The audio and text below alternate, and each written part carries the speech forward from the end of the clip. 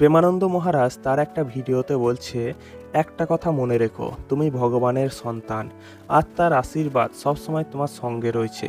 তাই তোমার জীবনে যা কিছু ঘটবে তা শেষ পর্যন্ত তোমার মঙ্গলের জন্যই ঘটবে। হয়তো এই মুহূর্তে বড় কোনো বিপদ, কোনো দুঃখ বা কোনো সংকট তোমার সামনে এসেছে, কিন্তু সেটাও ভগবানের পরিকল্পনার একটি অংশ, যা তোমার কল্যাণের জন্যই ঘটছে।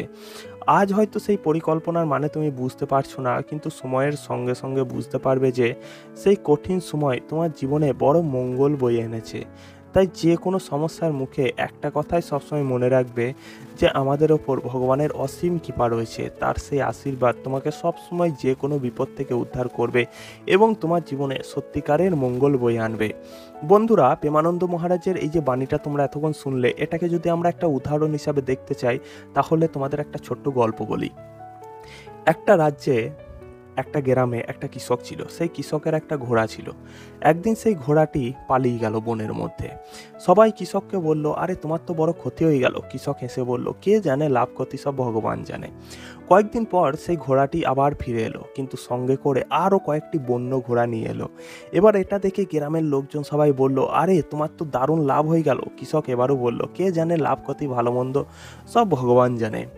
এরপরে কিছুদিন পর কি হলো না, ওই কৃষকের একটা ছেলে ঘোড়াগুলোকে প্রশিক্ষণ দিতে গিয়ে পড়ে গিয়ে পা ভেঙে গেল। এবং সেই সময় সবাই বলল, আরে এ তো বড় বিপদ হলো, খুব খারাপ হলো। তখন কৃষক আবার বলল, কে জানে, ভালো খারাপ সব ভগবান জানে।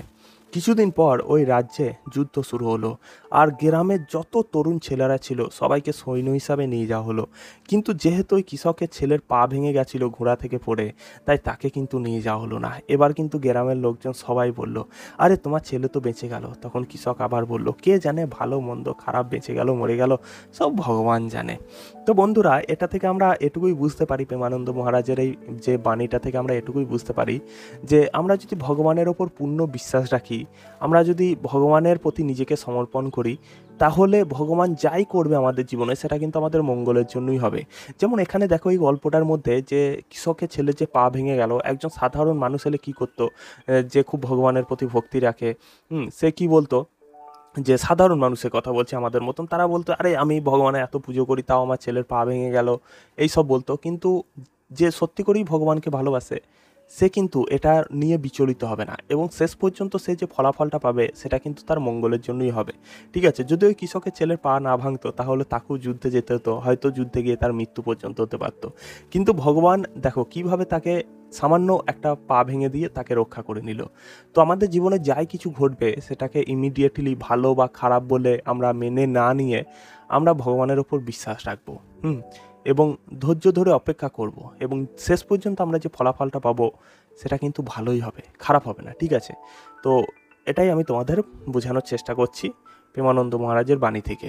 তো বন্ধুরা, এরকম যদি ভিডিও তোমরা আরও দেখতে চাও, আরও শুনতে চাও, তাহলে অবশ্যই চ্যানেলটিকে সাবস্ক্রাইব করে বেল আইকনটা অন করে দাও। কারণ এই চ্যানেলে প্রেমানন্দ মহারাজের যে হিন্দি কথাগুলো রয়েছে সেগুলোকে আমি বাংলায় বলার চেষ্টা করি। ঠিক আছে, বাংলায় তোমাদেরকে শোনানোর চেষ্টা করি। যারা হিন্দি ভালো করে বুঝতে পারে না তাদের জন্যই কিন্তু এই চ্যানেলটা বানানো হয়েছে, এবং প্রেমানন্দ মহারাজের হয়তো ভিডিও দেখতে চায় কিন্তু ভালো করে হিন্দি বুঝতে পারে না, তাদের জন্যই কিন্তু এটা বানানো হয়েছে। তো তোমরা অবশ্যই চ্যানেলটিকে সাবস্ক্রাইব করে রাখো, এবং আস্তে আস্তে তোমাদের জন্য আরও অনেক বেটার কন্টেন্ট নিয়ে আসবো। প্রেমানন্দ মহারাজের যে বাণীগুলো রয়েছে সেগুলোকে হয়তো আমি বলছি ঠিকই, কিন্তু এই মুহূর্তে ঠিক করে বোঝাতে পারছি না, কিন্তু আস্তে আস্তে তোমাদের জন্য আরও ভালো করে ভিডিওটা বানানোর চেষ্টা করব। তো তার জন্য তোমরাও সহযোগিতা করো। হ্যাঁ, তোমাদেরকে টাকাও চাইছি না, কিচ্ছু না, শুধুমাত্র চ্যানেলটিকে সাবস্ক্রাইব করে বেল আইকনটা অন করে রাখো, এবং তোমাদের জন্য আমি ভালো ভালো কন্টেন্ট নিয়ে আসবো। দেখা হবে পরের ভিডিওতে। রাধে রাধে।